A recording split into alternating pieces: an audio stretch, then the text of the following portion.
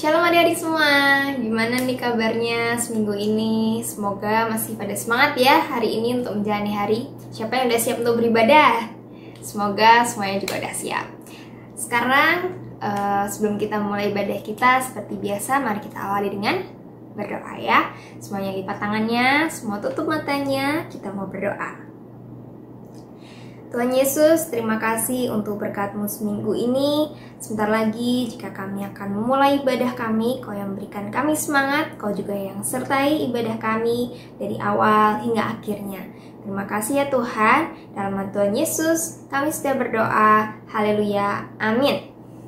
Oke, sekarang kakak ajak semuanya untuk bangkit berdiri, lemesin tangan, lemesin kepala ya. Karena habis ini kita mau memuji Tuhan bersama-sama, oke? Hai Salam Kids, sudah siap memuji Tuhan? Sudah! Dari terbit matahari sampai pada masuknya, biarlah nama Tuhan selalu dipuji.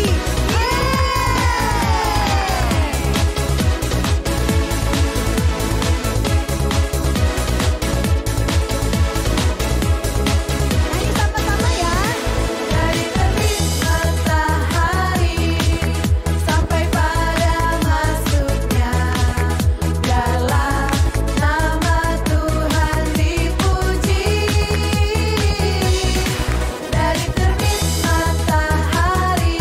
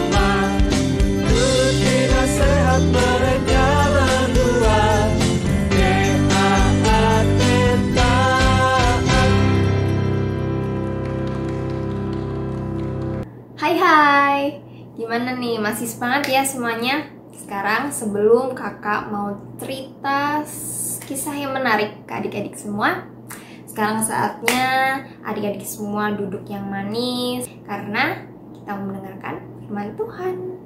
Oke, sebelum kita mulai firman Tuhannya, kakak awali dengan doa ya.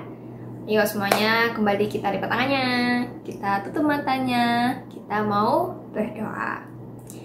Tuhan, terima kasih atas ibadah pagi ini. Kami sudah bisa memuji, kami sudah bisa bernyanyi, memuliakan nama-Mu.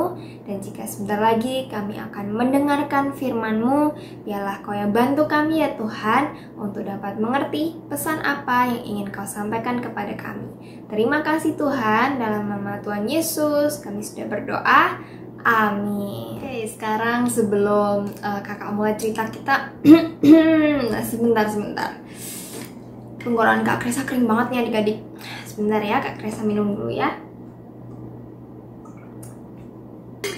Seger. Nah, adik-adik, siapa di sini yang juga suka minum air putih? Air putih tentu penting ya adik-adik ya, buat kehidupan sehari-hari kita. Siapa yang suka sedia air putih di samping adik-adik? Atau mungkin sekarang ini di dekat adik-adik juga ada air minum nih buat adik-adik selama menonton. Kalau misalkan lagi haus langsung minum.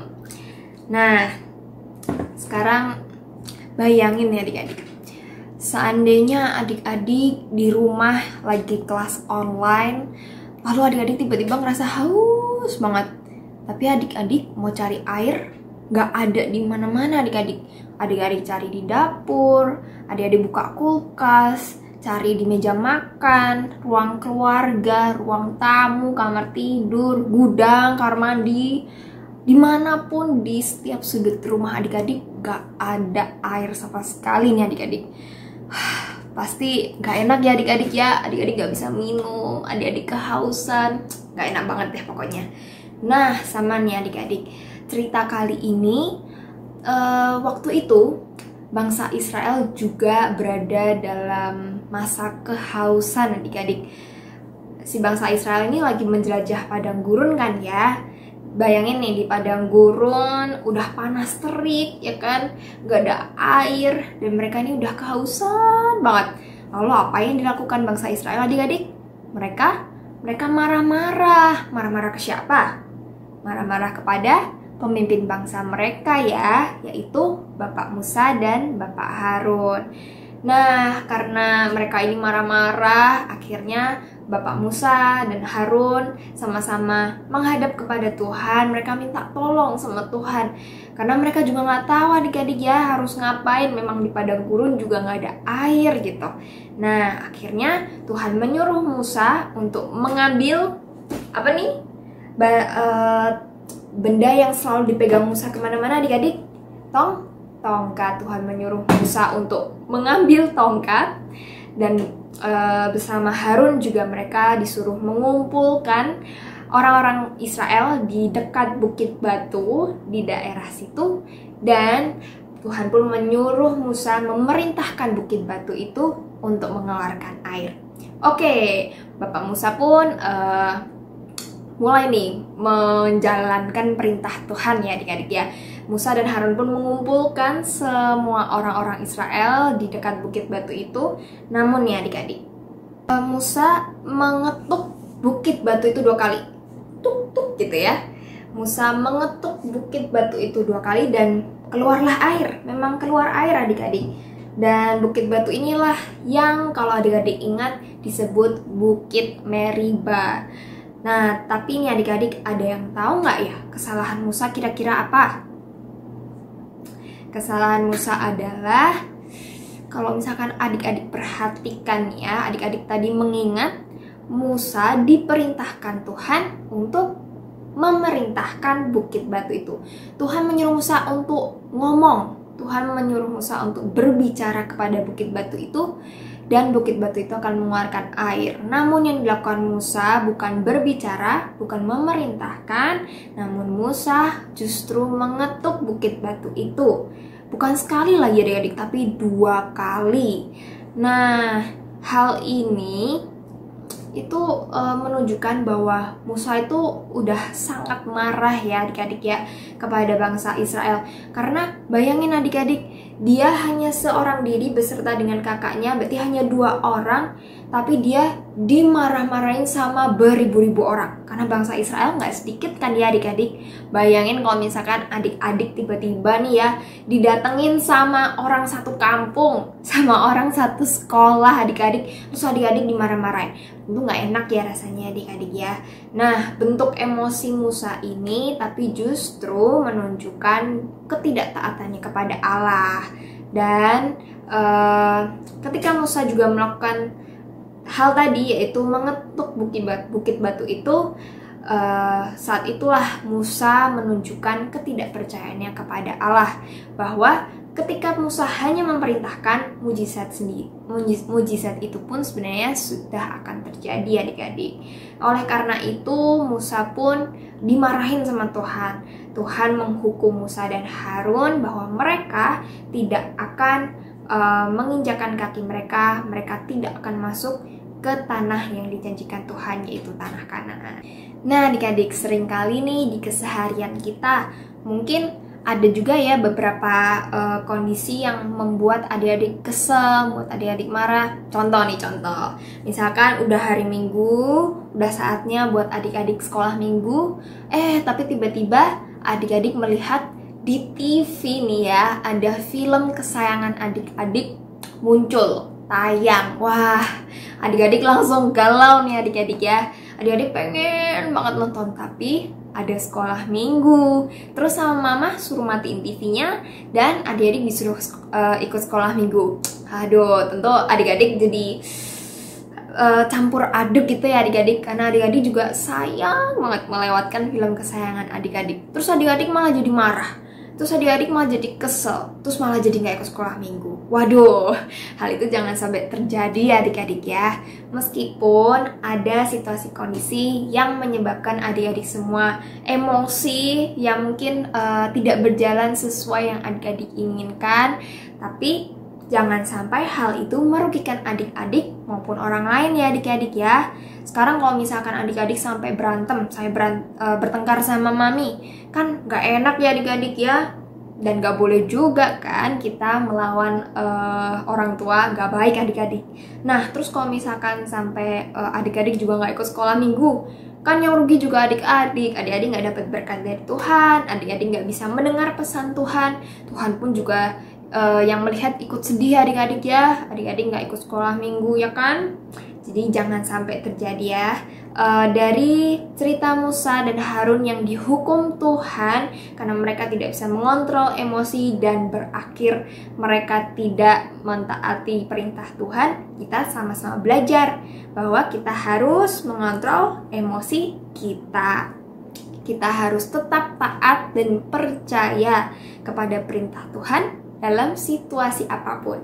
Di saat adik-adik senang, di saat adik-adik sedih, galau, marah, adik-adik harus tetap percaya dan tetap taat pada perintah Tuhan. Bisa adik-adik? Bisa ya? Oke, kalau begitu sekarang sebelum kita mengakhiri sekolah Minggu kita pada hari ini, mari kita tutup dengan berdoa ya. Semuanya kembali lipat tangannya, tutup matanya, kita mau berdoa. Tiruin Kak Kresa berdoa ya. Tuhan, terima kasih untuk firman-Mu pada hari ini. Ajar kami ya Tuhan, untuk bisa mengontrol emosi kami, tetap percaya dan taat pada perintah-Mu di dalam keseharian kami. Ya Tuhan, jika sebentar kami akan melanjutkan aktivitas kami, Engkau yang sertai dan kumpulkan kami kembali minggu depan untuk beribadah. Terima kasih Tuhan. Dalam nama Tuhan Yesus. Amin. Oke, happy Sunday semuanya. God bless you. Bye.